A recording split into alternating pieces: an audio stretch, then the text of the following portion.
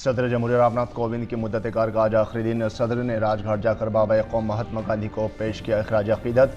सदर आज शाम कौम से भी करेंगे खिताब।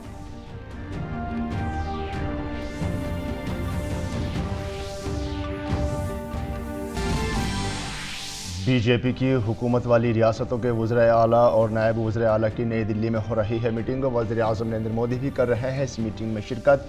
मीटिंग में रियासतों में जारी मरकजी स्कीमों की सूरत हाल, तंजीमी प्रोग्रामों की पेशरफ्त पर हो रहा है तबादला ख्याल।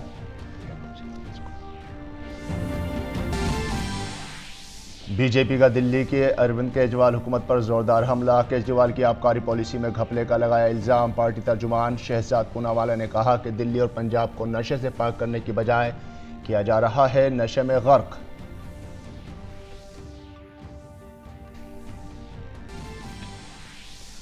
दिल्ली में मंकी पॉक्स का पहला मामला उजागर। मरीज की बैरून मुल्क सफर की कोई हिस्ट्री नहीं। 34 साल मरीज LNJP अस्पताल में दाखिल। मंकी पॉक्स की बीमारी को आलमी इदारे सेहत ने करार दिया सेहत इमरजेंसी। मंकी पॉक्स के कहर को करार दिया बैनुल-अक़वामी तशवीश का बाइस।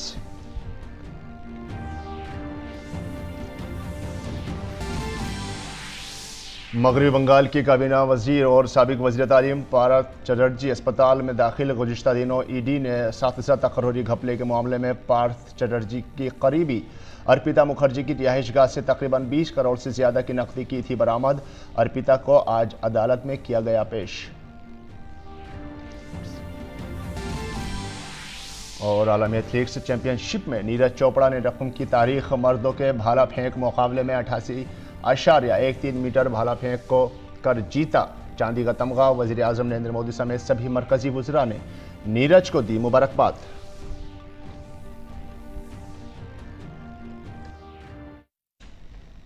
आदाब नाज़रीन, खबरनामे में आपका खैर मकदम है। मैं हूं आपके साथ फ़हीम अहमद। सदर रामनाथ कोविंद की मुद्दत कार आज आखिरी दिन है। सदर जमहूरिया ने आज सुबह राजघाट जाकर बाबा कौम महात्मा गांधी को खराज अकीदत पेश किया।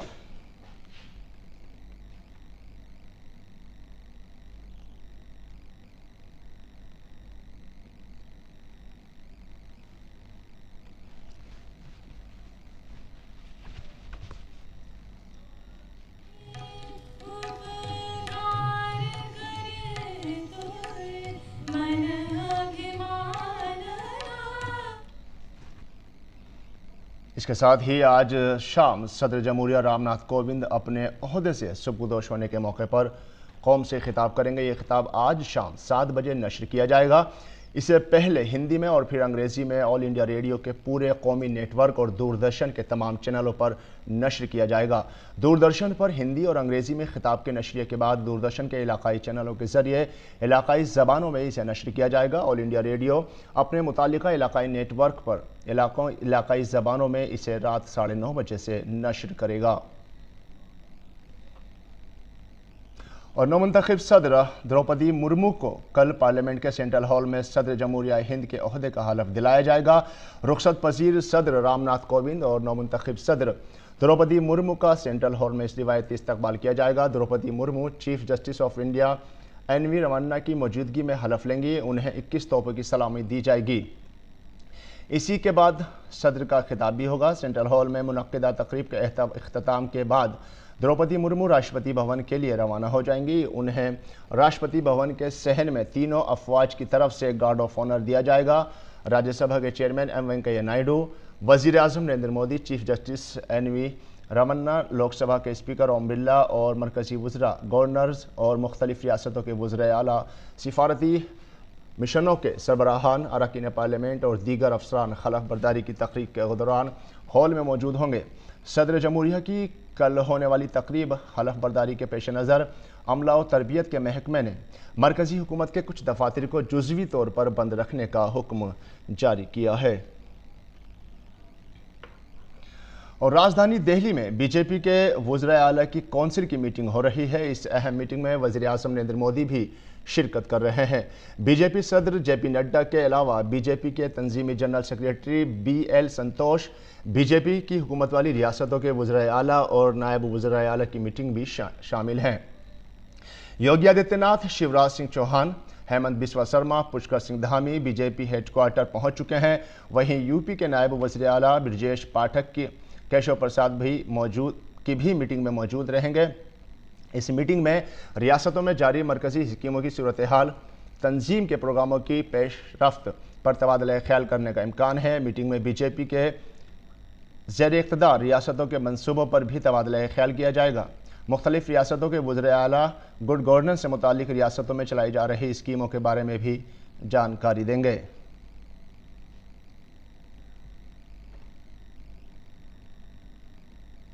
और दिल्ली में मंकी पॉक्स का पहला मामला सामने आया है। वजारत सेहत ने इसकी तस्दीक की है। वजारत सेहत के मुताबिक एक 34 साल शख्स को इन्फेक्शन के बाद दिल्ली के LNJP अस्पताल में दाखिल कराया गया है। बताया जा रहा है कि बुखार और जिल्द के जख्मों के साथ अस्पताल में दाखिल होने वाले मरीज की कोई सफरी तारीख नहीं है। तशखीस की तस्दीक नेशनल इंस्टीट्यूट ऑफ वायरोलॉजी यानी NNV पुणे ने की है। वजारत सेहत के मुताबिक मरीज इस वक्त लोक नायक अस्पताल के खुसूसी आइसोलेशन सेंटर में सेहत याब हो रहा है।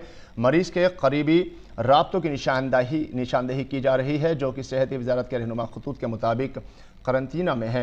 इसके साथ ही सेहत आमा से मुतालिक मज़ीद इक़दाम जैसे कि इन्फेक्शन के आगाज़ की शिनाख्त, मज़ीद रवावत की ट्रेसिंग, निजी प्रैक्टिशनर्स की जाँच, हसासियत वगैरह किए जा रहे हैं।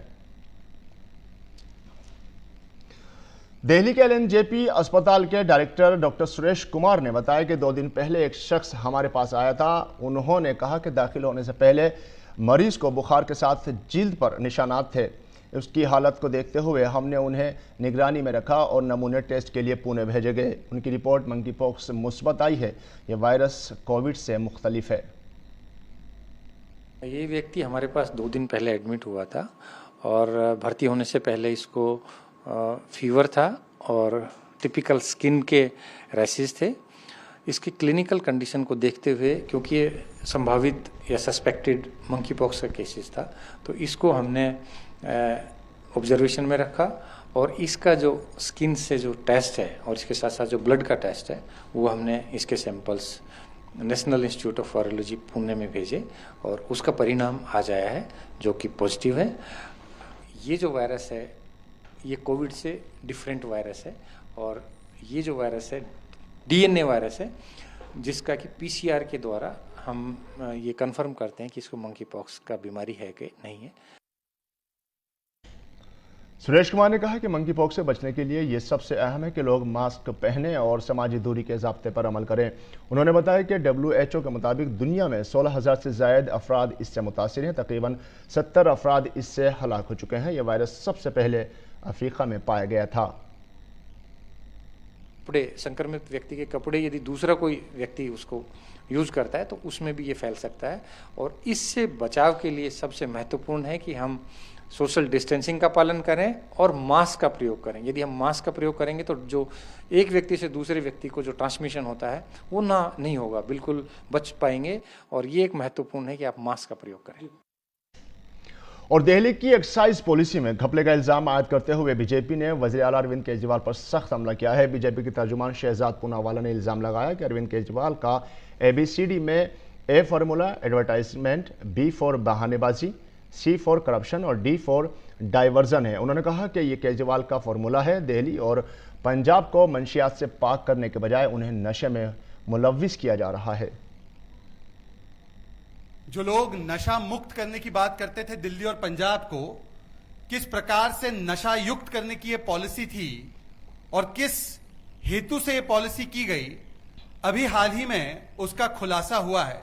हम तो नल से जल पहुंचाते हैं, ये तो आपको पता है कि ये एक कार्यक्रम है हमारी सरकार का, परंतु किस प्रकार से अरविंद केजरीवाल जी की सरकार ने हर घर या हर मोहल्ले तक, हर वार्ड तक नशा पहुंचाने का प्रयास किया और वो क्यों किया वो सामने खुलकर आ चुका है। साथ ही मरकजी वजीर और बीजेपी लीडर मीनाक्षी लेखी ने केजरीवाल हुकूमत पर आबकारी महकमे के अदाद-ओ-शुमार में रद्दो बदल करके धोखाधड़ी का इल्जाम लगाया है।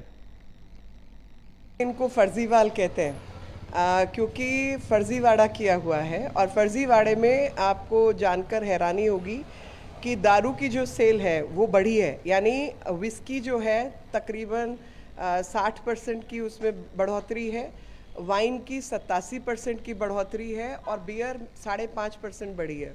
तो रेवेन्यू बढ़ना चाहिए। रेवेन्यू पहले से कम है और 980 करोड़ रुपया जो परफॉर्मेंस गारंटी की तरफ लिया जाता है उसको इसमें जोड़कर वो बता रहे हैं कि ये इनकी अर्निंग है। और परफॉर्मेंस गारंटी जो 980 करोड़ रुपया वो कंपनी का पैसा होता है, जो कि अगर कोई गलत काम करे, कुछ करे, तो उसको सीज करने की अथॉरिटी होती है सरकार के पास। लेकिन वो पैसा कायदे से सरकार को वापस करना होता है जब सिक्योरिटी डिपॉजिट की तरीके से होता है। तो सिक्योरिटी डिपॉजिट को रेवेन्यू में ऐड करके बोल रहे हैं कि पैसा ज़्यादा आया है। तो ये टोटल फर्जीवाड़ा है और इसी से पता चलता है कि कितना बड़ा इन्होंने फ्रॉड किया है। वज़ीर-ए-आज़म नरेंद्र मोदी पीर को आंजहानी हरमोहन सिंह यादव की 10वीं बरसी पर वीडियो कॉन्फ्रेंसिंग के जरिए प्रोग्राम से खिताब करेंगे। आंजहानी हरमोहन सिंह यादव ने किसानों, पसमानदा तबकात और समाज के दीगर तबकात की बेहतरी के लिए मुतादिद मुहिमात चलाई थी। वो तवील अरसे से सियासत में भी सरगर्म रहे। सिख मुखालिफ फसादात के दौरान सिखों की जानों की हिफाजत के लिए साबिक सदर आर वेंकट रमन ने आंजहानी हरमोहन सिंह यादव को 1991 में शौर्य चक्र से नवाजा, जो बहादुरी, दिलेराना कार्रवाई नीज अपनी जानों का नजराना पेश करने के लिए भारतीय फौजी एजाज है। हरमोहन यादव के चौधरी चरण सिंह और राम मनोहर लोहिया से करीबी ताल्लुकात है। उन्होंने इमरजेंसी की मुखालफत करने पर जेल भी उनको भेजा गया था। हरमोहन सिंह यादव समाजवादी पार्टी के अहम रहनुमा थे और मुलायम सिंह यादव के साथ उनके बहुत करीबी ताल्लुकात थे।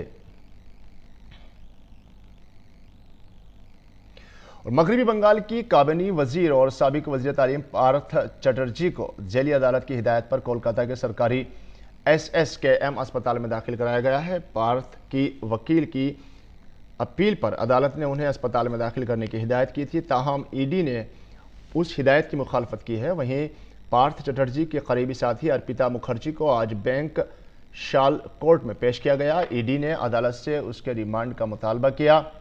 अदालत से उसे महफूज रख लिया गया। पिछले दिनों ईडी ने असातिज़ा तकर्रुरी घपला मामले में अर्पिता मुखर्जी की रिहाइशगाह से तकरीबन 20 करोड़ रुपए से ज़्यादा की नकद रकम बरामद किए थे। और मरकजी वजीर तालीम धर्मेंद्र प्रधान ने मगरबी बंगाल के असातिज़ा तकर्रुरी घपले के बारे में कहा है कि इन भर्तियों में बेज़ाब्तियाँ सामने आई हैं। एजेंसियाँ इसकी तहकीकात कर रही हैं। मरकजी वजीर ने कहा कि हम बहुत से ऐसे असातिज़ा से मिले जो 2013 से TET इम्तिहान का इंतज़ार कर रहे हैं। उन्होंने कहा कि और भी असातिज़ा ने हमसे मुलाकात की। मैंने उन्हें यकीन दिलाया कि हम इस मामले को देखेंगे और CM को ख़त लिखेंगे। शिक्षकों की नियुक्ति के बारे में बहुत अनियमितता, बहुत भ्रष्टाचार सामने आई है। हाई कोर्ट की हस्तक्षेप, CBI इंक्वायरी, ED की इंक्वायरी कई सारे विषयों को सामने लाया है। कल हमें कई शिक्षक प्रत्याशी जो हैं वो मिले हमको। 2013-14 से टेट परीक्षा देके इंतजार में है। गलत मेरिट लिस्ट के कारण कोर्ट तक पहुंचे, सब हमको मिले थे। मैं स्वयं यहाँ का मुख्यमंत्री महोदया को खुद पत्र लिखूंगा। भारत सरकार की ओर से इस सारा विषय में जानकारी उनसे मांगी जाएगी। और बंगाल में असातिज़ा तकर्रुरी घपले मामले में पार्थ चटर्जी की गिरफ्तारी के बाद बंगाल की सियासत गर्म हो गई है। बंगाल की वजीर आला ममता बनर्जी पर बीजेपी काफ़ी जारिहाना रुख अपनाए हुए है। बीजेपी IT सेल के सरबराह और बंगाल के शरीक इंचार्ज अमित मालविया ने DD न्यूज़ से खुसूसी बातचीत करते हुए कहा कि इस मामले में ममता बनर्जी की खामोशी बहुत कुछ बोलती है। हमारे नामाए निगार राजेश राज ने दिल्ली में बीजेपी हेडक्वार्टर में अमित मालविया के साथ खुसूसी बातचीत की। बंगाल के शिक्षा मंत्री पार्थ चटर्जी की गिरफ्तारी के बाद सियासत गर्मा गई है और इस मुद्दे पर बातचीत करने के लिए हमारे साथ बीजेपी IT सेल के नेशनल हेड और बंगाल के सहप्रभारी अमित मालवीय हैं। अमित जी, क्या कहेंगे, ये जो गिरफ्तारी हुई है और पैसे की बरामदगी कैसे देखते हैं? ये जो गिरफ्तारी हुई है ये 21 करोड़ रुपए से अधिक जो पैसे की वसूली हुई उसके बाद हुई। सवाल ये उठता है कि ममता बनर्जी ने इस पूरे प्रकरण पे चुप्पी क्यों साधी हुई है।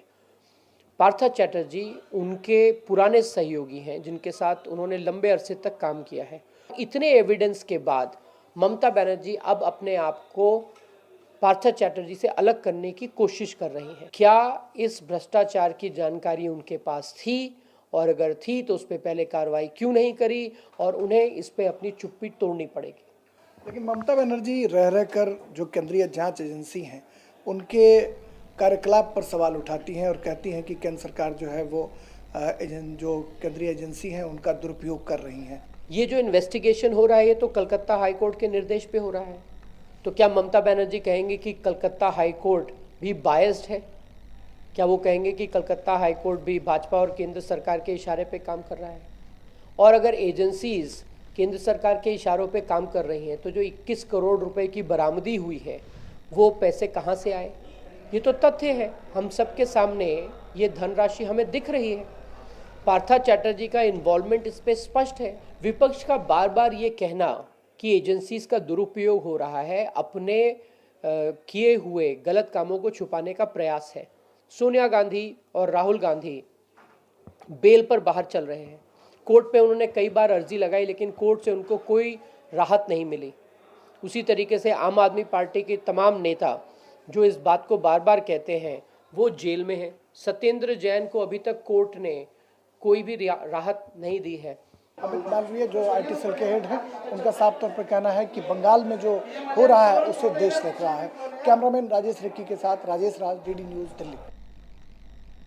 और बिहार के सारण जिले में एक इमारत में धमाके की खबर है। सारण के थाना छपरा खेरा के खुदाई बाग में होने वाले धमाके में 3 अफराद की मौत हो गई है, जबकि इमारत के मलबे तले मुतादिद अफराद के दबे होने की इत्तला है, जिसमें मरने वालों की तादाद इजाफे का खदशा है। धमाके की शिद्दत इतनी ज़्यादा थी कि पूरी इमारत तबाह हो गई।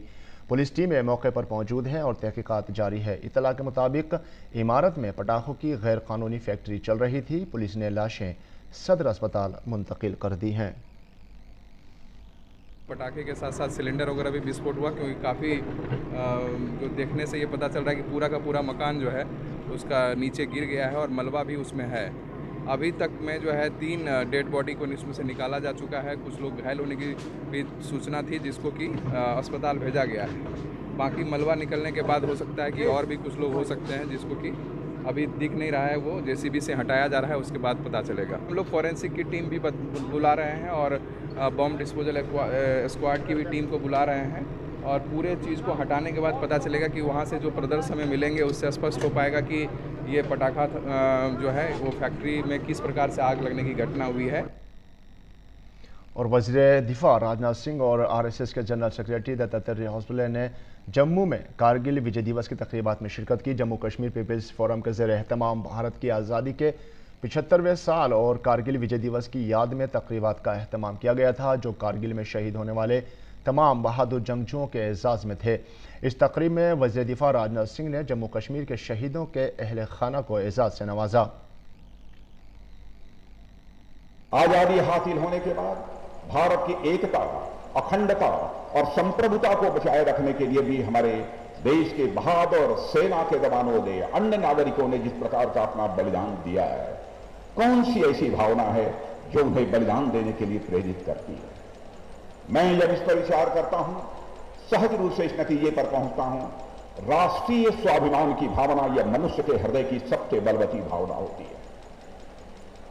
हर व्यक्ति का अपना स्वाभिमान होता है, वह जिस समाज का होता है उस समाज का स्वाभिमान होता है, परिवार का स्वाभिमान होता है। वैसे ही राष्ट्रीय स्वाभिमान की एक प्रबल भावना होती है। इस मौके पर वज़ीर दिफा राजनाथ सिंह ने कहा कि कौमी इज़्ज़त नफ्स के जज्बे ने हम वतनों को आज़ादी के बाद मुल्क की यकजहती, सालमियत और खुद मुख्तारी की हिफाजत करने की तरकीब दी है। हम शहीदों के, बलिदानियों के परिवार के प्रोत्साहन केवल सरकार के भरोसे पर नहीं छोड़ना। सरकार अपने काम करेगी, समाज के लिए एक कर्तव्य है। गांव-गांव में, शहरों में मार्ग होते हैं, संस्थान होते हैं, नाम रखने होते हैं, पार्क होते हैं। ऐसे हमारे वीर जवान जिन्होंने देश के लिए बलिदान दिया, उनके नाम पर उन पार्कों को, उन सड़कों को, उन संस्थानों को नामकरण करें। वीर बच्चों के लिए पुरस्कार देते हैं। उस समय हमारे वीर जवानों को, बलिदानी पुलिसों को याद रखें। 15 अगस्त, जनवरी 26 को देश के स्वतंत्रता दिवस, गणतंत्र दिवस मनाते हैं। उस समय देश के लिए मर मिटने वाले इन लोगों को याद करें। मरकजी वज़ीर दाखिला अमित शाह गुजरात के दौरे पर हैं। आज उन्होंने अहमदाबाद में प्रमुख स्वामी महाराज सदसाला फेस्टिवल के प्रोग्राम में शिरकत की और पूजा पाठ की।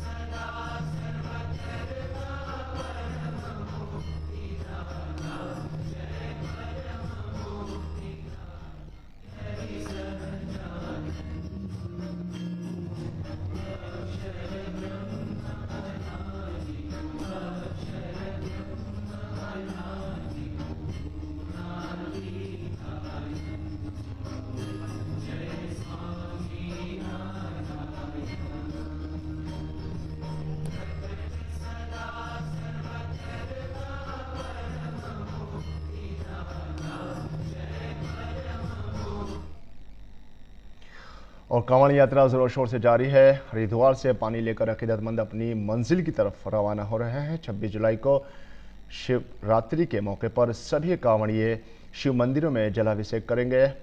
सावन के महीने में होने वाली इस कांवड़ यात्रा के लिए उत्तर प्रदेश और उत्तराखंड सरकार ने वसी हिफाजती इंतजाम किए हैं। दूसरी जानिब 26 जुलाई तक नेशनल हाईवे 58 मुकम्मल तौर पर बंद रहेगा। और श्रीलंका में जारी खुराक और मुआशी बहरान के तई अवाम में काफ़ी गुस्सा पाया जा रहा है। अवाम को अशियाए खुर्दनोश की बढ़ती हुई कीमतों में का खमियाजा भुगतना पड़ रहा है। वहीं पेट्रोल और डीजल की आसमान छूती कीमतों की वजह से श्रीलंका में आम लोगों को काफ़ी परेशानियों का सामना है। हमारे नुमाइंदे अमृतपाल सिंह ने श्रीलंका की ताज़ा सूरत हाल का जायजा लिया। श्रीलंका अपने सबसे बुरे आर्थिक हालात से निकल रहा है। इस वक्त देश में तेल की किल्लत के सिवा सबसे बड़ी जो परेशानी लोगों को आ रही है खाने की किल्लत। मैं इस वक्त एक फूड मार्ट में हूँ। आज यहाँ खाना उपलब्ध है।